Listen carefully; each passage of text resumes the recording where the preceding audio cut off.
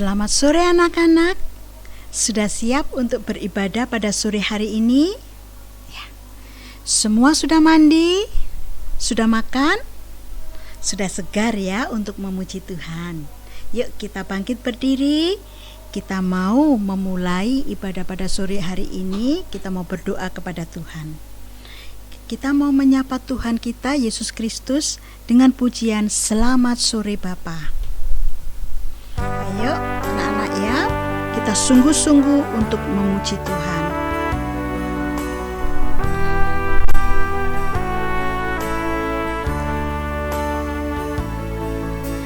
Selamat sore Bapa, selamat sore Yesus, selamat sore Roh Kudus. Terima kasih atas anugerah-Mu, semalam telah berlalu. Ku memuji, ku bersyukur, ku muliakan nama-Mu.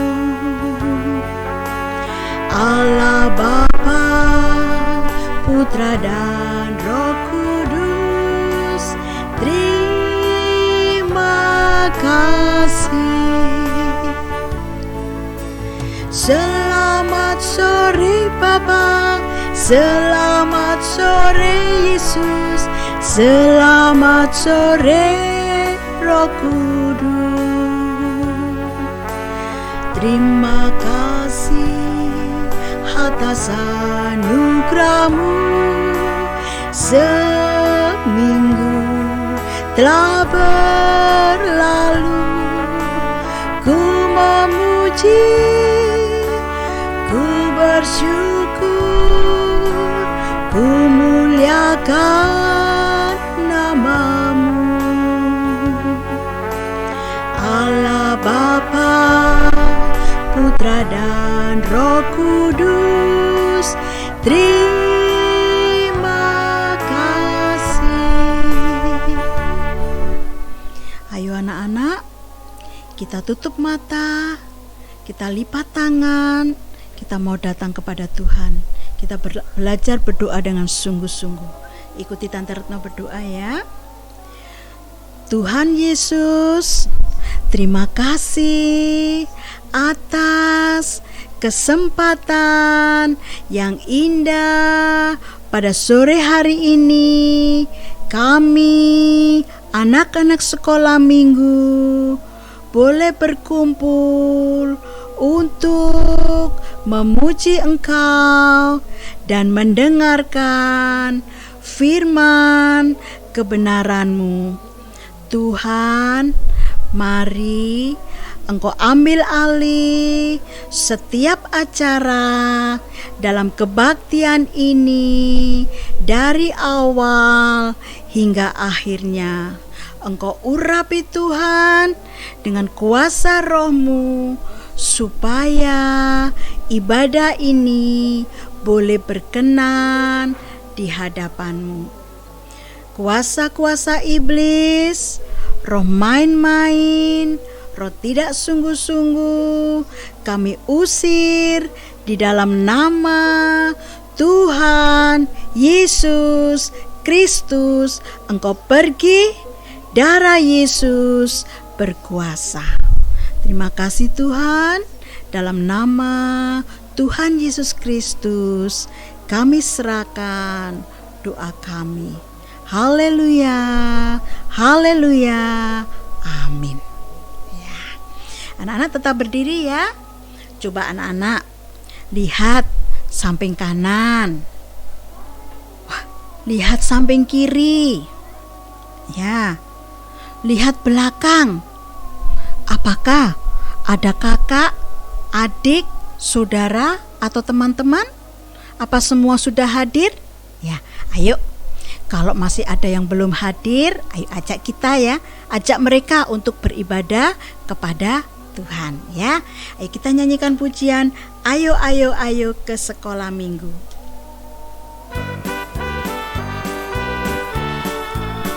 kita memakai gerakan ya. Ayo, ayo, ayo, cepatlah. Ayo, ayo, ayo, jangan terlambat.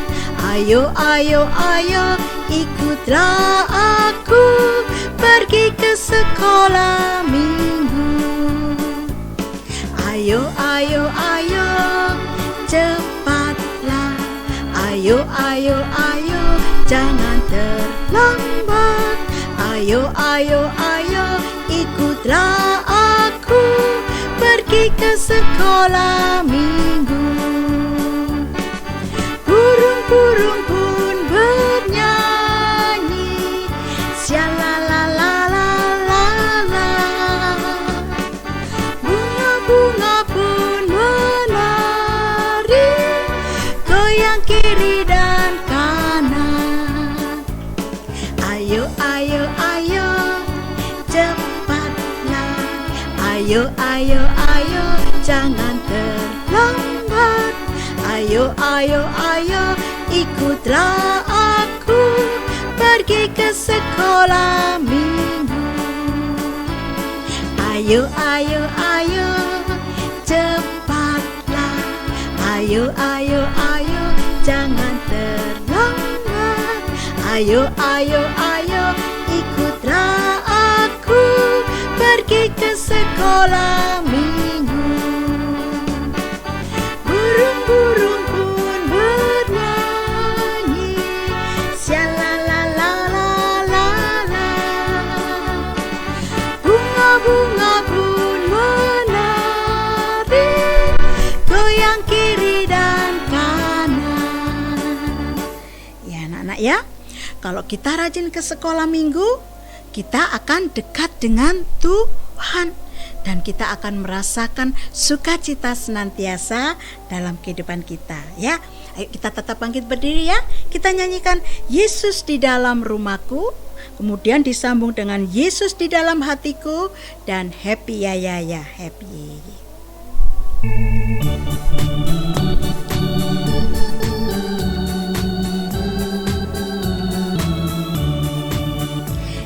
Yesus di dalam rumahku, senang-senanglah, senang-senanglah, senang-senanglah. Yesus di dalam rumahku, senang-senanglah, senang-senanglah.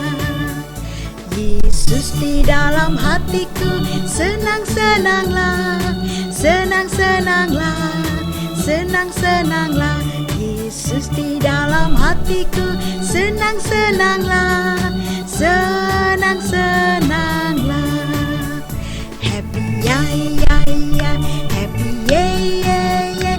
Saya senang jadi anak Tuhan. Siang jadi kenangan, malam jadi impian. Cintaku semakin mendalam.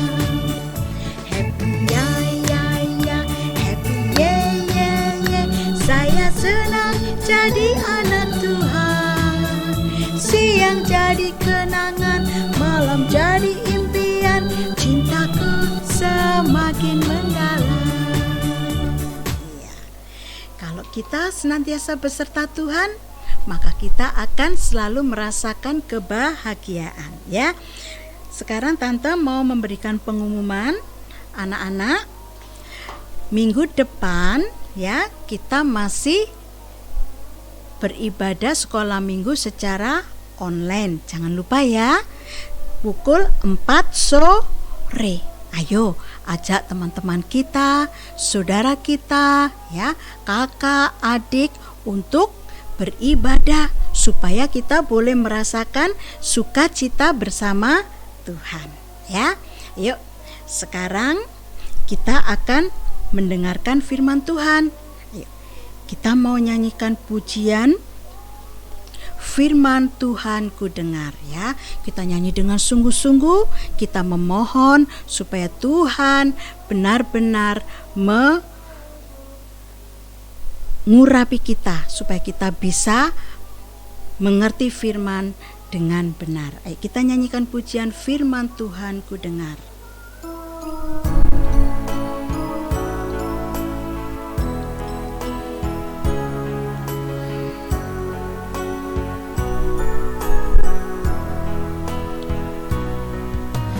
Firman Tuhan ku dengar, ku tanam di hatiku,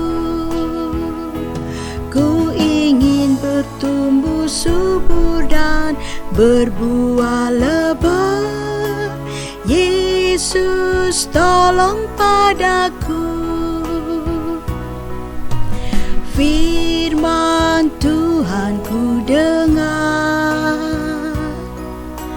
ku tanam di hatiku, ku ingin bertumbuh subur, berbuah lebat. Yesus tolong padaku. Ayo anak-anak, kita berdoa sungguh-sungguh, memohon kepada Tuhan ya. Kita tutup mata, tangan dilipat di depan dada, ikuti Tante Retno berdoa. Tuhan Yesus, terima kasih atas penyertaan-Mu dari awal pertengahan ibadah ini. Biarlah Tuhan puji-pujian kami yang sederhana menjadi dupa yang harum, yang berkenan kepada Engkau. Sebentar lagi Tuhan, kami mau mendengarkan firman Tuhan. Mari Tuhan, urapi kami semua supaya kami bisa duduk diam, duduk manis, untuk bisa mendengar dengan sungguh-sungguh, mengerti, percaya, dan menjadi pelaku firman. Urapi Tuhan guru kami yang membawakan firman-Mu. Kuasa iblis, roh main-main, roh tidak sungguh-sungguh, Tuhan, kami panggil nama-Mu untuk usirkan di dalam nama Tuhan Yesus. Engkau pergi, darah Yesus berkuasa. Terima kasih Tuhan, kami serahkan doa kami di dalam nama Tuhan Yesus Kristus. Haleluya, amin. Nah, anak-anak, kalau tadi anak-anak berdiri terus, sekarang anak-anak duduk yang manis ya. Ya, yang besar. Ayo disiapkan buku dan penanya ya. Kita belajar mendengar firman Tuhan dengan sungguh-sungguh ya. Firman Tuhan pada sore hari ini berjudul Hidup yang Selalu Berkemenangan. Anak-anak pernah mendengar kata menang atau kalah? Ya. Kira-kira kata mana yang anak-anak suka? Menang atau kalah? Iya, pasti menang ya. Bahkan seorang atlet ya atau olahragawan akan berjuang dengan sungguh-sungguh ya, berjuang semaksimal mungkin untuk bisa meraih kemenangan dalam suatu lomba. Begitu juga dengan Tuhan Yesus ya. Tuhan Yesus juga ingin kita anak-anaknya selalu hidup dalam kemenangan, khususnya menang atas dosa. Nah, di dalam Alkitab ada tokoh yang selalu menang dalam kehidupannya. Saat terpuruk pun dia mendapat kemenangan. Anak-anak tahu siapa tokoh ini? Ya, dia adalah Raja Daud. Mengapa Raja Daud selalu mengalami kemenangan dalam hidupnya? Ya, ayo kita mau belajar ya, supaya kita juga bisa mengalami kemenangan selalu dalam kehidupan kita. Ayo kita baca 1 Samuel 17 ayat 34. Ya, Tante Retno bacakan ya. Tetapi Daud berkata kepada Saul, hambamu ini biasa menggembalakan kambing domba ayahnya. Ya, jadi Daud ini biasa berada dalam penggembalaan. Daud ini sudah mengenal sistem penggembalaan.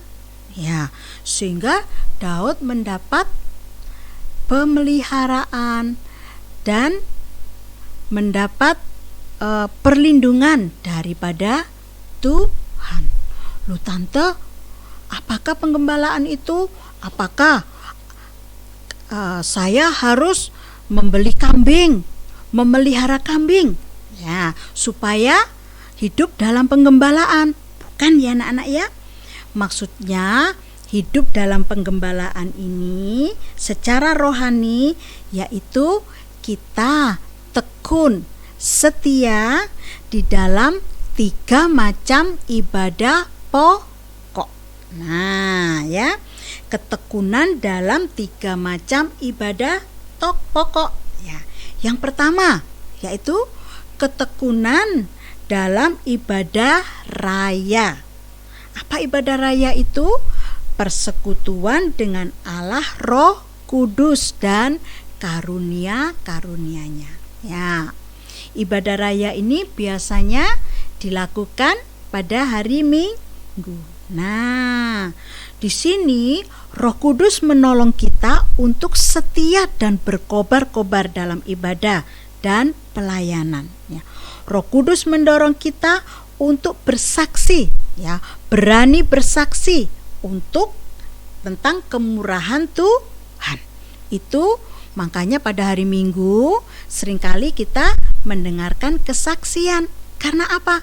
Saat itu kita dalam persekutuan dengan Roh Kudus, ya. Yang kedua adalah ibadah ketekunan dalam ibadah pendalaman Alkitab dan perjamuan suci. Persekutuan dengan anak Allah dan korban Kristus. Ya, dalam ibadah ini kita belajar tentang firman pengejaran yang benar, ya, sehingga kita disucikan, ya, dan mengalami penebusan dari dosa-dosa. Ya, dulu mungkin kita sering kali takut tidak mendapat nilai yang bagus, ya, takut nanti dimarahi papa atau mama karena nilainya jelek, ya, sehingga anak-anak lebih cenderung untuk memilih mencontek karena tidak percaya, karena takut pada mendapat nilai yang jelek. Ya, itu adalah ketakutan yang lebih besar dari takut akan Tuhan, ya. Tetapi setelah mendengar firman, ya, anak-anak boleh mengerti, oh, mencontek, ya, itu adalah perbuatan yang tidak jujur, ya, dan Tuhan tidak suka. Nah, dari situ setelah anak-anak mendengar, anak-anak mulai stop untuk mencontek dan belajar untuk berserah kepada Tuhan, berdoa kepada Tuhan. Ya, penyucian ini, ya, terus menerus, ya, kalau kita setia di dalam ketekunan dalam pendalaman Alkitab dan perjamuan suci, akhirnya nanti, ya, kita mengalami penyucian sampai akhirnya kita akan mencapai kesempurnaan. Ya, itu ibadah yang kedua. Yang ketiga yaitu ibadah doa penyembahan, yaitu persekutuan dengan Allah Bapa di dalam kasih-Nya, ya. Saat kita menyembah Tuhan, kita diisi oleh kasih Tuhan, ya. Semakin kita sering menyembah Tuhan, semakin banyak kasih Tuhan yang dicurahkan dalam kehidupan kita. Sampai suatu saat nanti kita bisa mengasihi Tuhan lebih dari semuanya dan mengasihi sesama seperti diri sendiri, bahkan mengasihi musuh. Nah, di dalam sistem penggembalaan ini hidup kita selalu dilatih di dalam persekutuan dengan Allah Bapa, dengan Allah Anak, Tuhan Yesus, dan Roh Kudus, sehingga kehidupan kita semakin disucikan dan disempurnakan. Itu rahasia dari kehidupan Daud yang selalu berkemenangan. Satu hal lagi, apa ya rahasianya? Kenapa Daud selalu berkemenangan? Ayo kita baca di Mazmur 119 ayat 11 ya. Tante Retno mau bacakan. Dalam hatiku aku menyimpan janjimu, supaya aku jangan berdosa terhadap Engkau. Nah, ya, di sini Raja Daud, ya, Daud selalu menyimpan firman Tuhan. Ya, selalu mengingat firman Tuhan, menyimpan di dalam hatinya supaya apa? Supaya jangan dia melakukan dosa, ya. Dia jangan melakukan sesuatu yang tidak berkenan di hadapan Tuhan. Ya, artinya Daud ini taat dengar-dengaran kepada Tuhan. Dua hal ini yang membuat Daud selalu disertai Tuhan, dilindungi Tuhan, dan ditolong oleh Tuhan, sehingga mengalami kemenangan demi kemenangan dalam hidupnya. Ya, apa sih kemenangan Raja Daud? Kemenangan Daud? Ya, di sini Tante Retno hanya akan memberikan tiga dari kemenangan Raja Daud atau kemenangan Daud ya. Yang pertama, ya, Daud menang atas beruang dan singa. Ya, coba kita mau baca 1 Samuel 17 ayat 34 dan sampai 35. Nanti bacakan. Tetapi Daud berkata kepada Saul, "Hambamu ini biasa menggembalakan kambing domba ayahnya. Apabila datang singa atau beruang yang menerkam seekor domba dari kawanannya, maka aku mengejarnya, menghajarnya, dan melepaskan domba itu dari mulutnya. Kemudian apabila ia berdiri menyerang aku, maka aku menangkap janggutnya, lalu menghajarnya dan membunuhnya." Ya, dalam penggembalaan yang sungguh-sungguh, ya, kita diajar, dilatih untuk apa? Untuk menguasai binatang buas. Ya, tadi binatang beruang dan singa itu adalah binatang buas. Ya, tetapi saat ini bukan binatang beruang dan singa sesungguhnya. Ini berbicara tentang apa? Buasnya daging, buasnya keinginan daging, yaitu apa? Ketidaktaatan kepada Tuhan, ya, perbuatan-perbuatan yang memilukan hati Tuhan. Ya, misalnya apa? Tidak setia ke sekolah minggu, malas-malasan kalau apa? Diajak beribadah, diajak berdoa, malas. Nah, itu Tuhan apa? Hatinya menjadi sedih. Ya, itu adalah binatang buas, termasuk binatang buas, apalagi berbuat jahat ya kepada temannya. Nah, ya, berbuat yang tidak mengasihi, yang merugikan temannya, ya, itu adalah perbuatan yang liar, ya, yang buas. Itu perbuatan daging yang buas. Nah, kemudian di situ Daud juga mengalahkan singa. Apa sih arti rohaninya singa? Ayo kita buka 1 Petrus 5 ayat 8. Berjaga-jagalah. Lawanmu si iblis berjalan keliling sama seperti singa yang mengaum-ngaum dan mencari orang yang dapat ditelannya.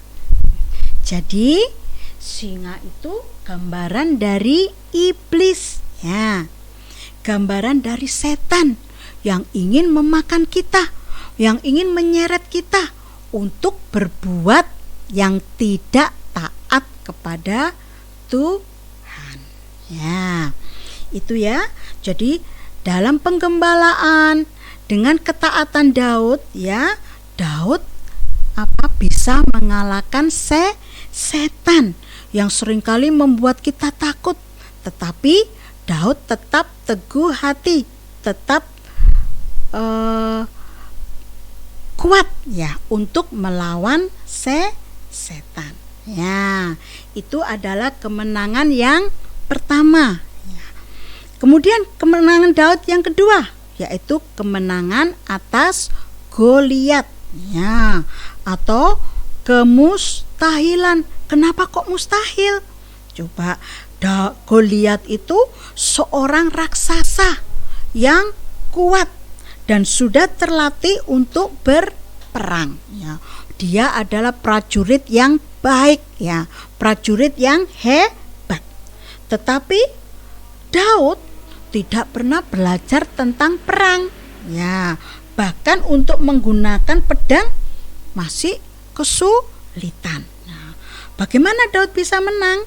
Ayo, coba kita baca di dalam Samuel 17 ayat 48 sampai 50. Ya. Coba tante bacakan. Ketika orang Filistin itu bergerak maju untuk menemui Daud, maka segeralah Daud berlari ke barisan musuh untuk menemui orang Filistin itu. Lalu Daud memasukkan tangannya dalam kantongnya, diambilnyalah sebuah batu dari dalamnya, diumbannya, maka kenalah dai orang Filistin itu, sehingga batu itu terbenam ke dalam dainya, dan terjerumuslah ia dengan mukanya ke tanah. 50. Demikianlah Daud mengalahkan orang Filistin itu dengan umban dan batu. Ia mengalahkan orang Filistin itu dan membunuhnya tanpa pedang di tangan. Ya. Selain keadaan yang tidak seimbang antara Goliat yang besar dengan Daud yang kecil, Goliat yang terlatih, Goliat yang hebat dalam perang, sementara Daud tidak pernah menghadapi perang, ya. Ada satu lagi, ya, senjata Daud. Daud tidak membawa pedang, hanya membawa apa? Ketapel, ya, ketapel dengan batu. Tetapi senjata yang sederhana itu mampu mengalahkan Goliat yang hebat, ya. Bagaimana hal ini bisa terjadi?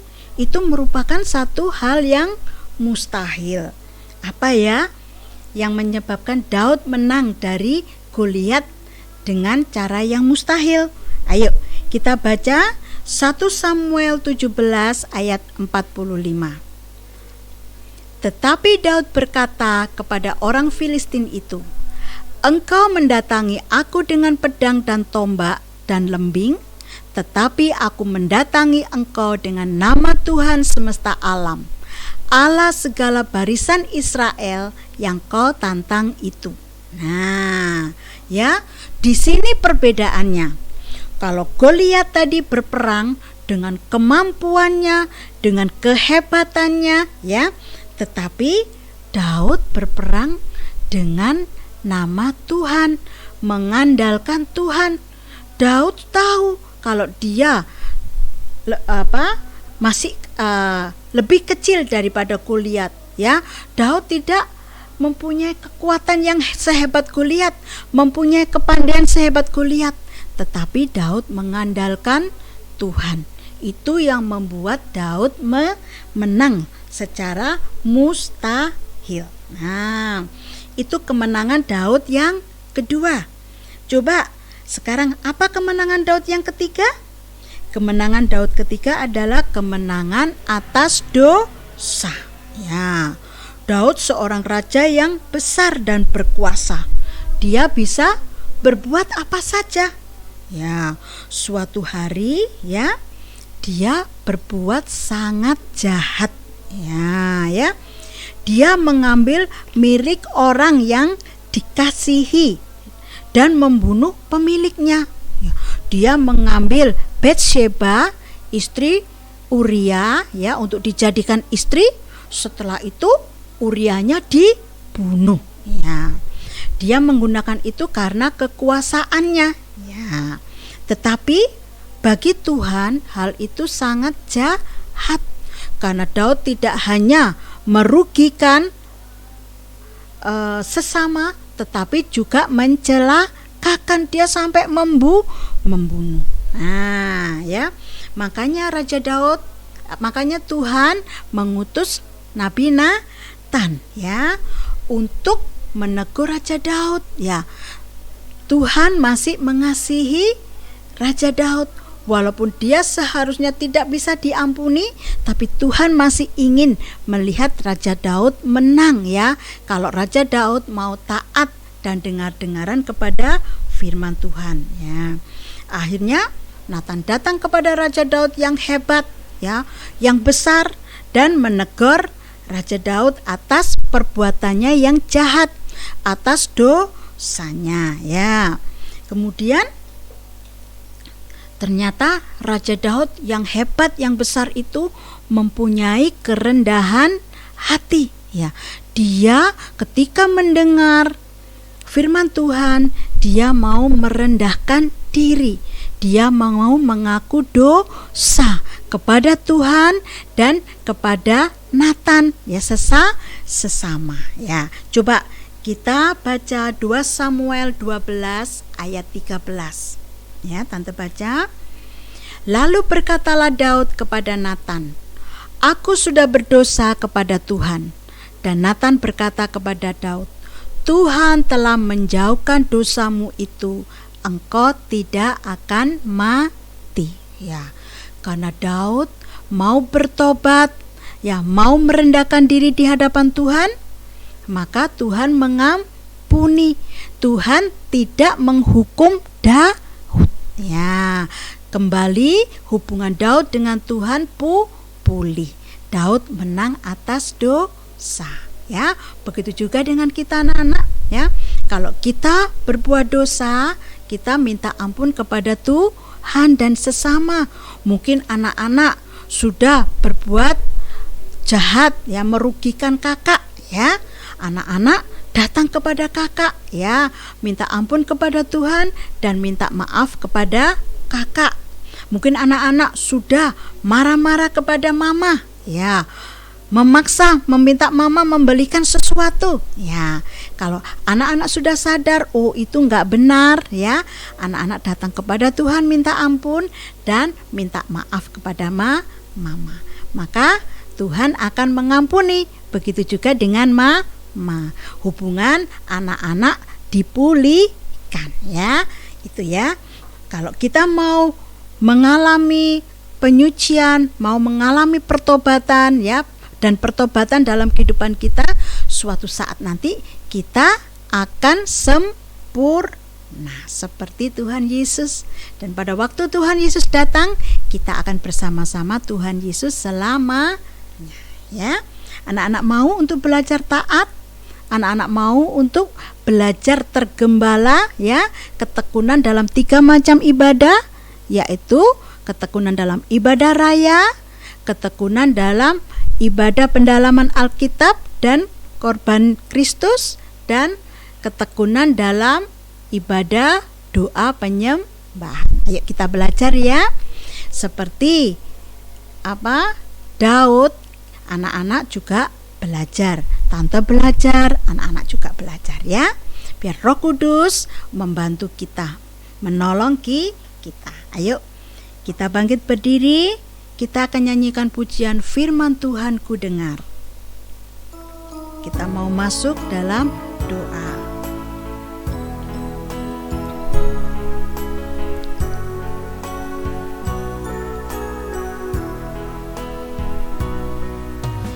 Firman Tuhan ku dengar,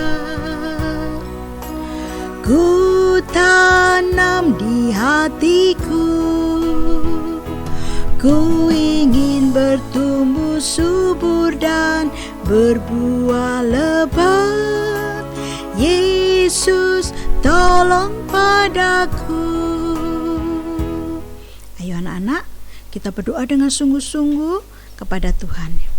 Tuhan Yesus, terima kasih untuk firman yang bisa kami dengar pada sore hari ini.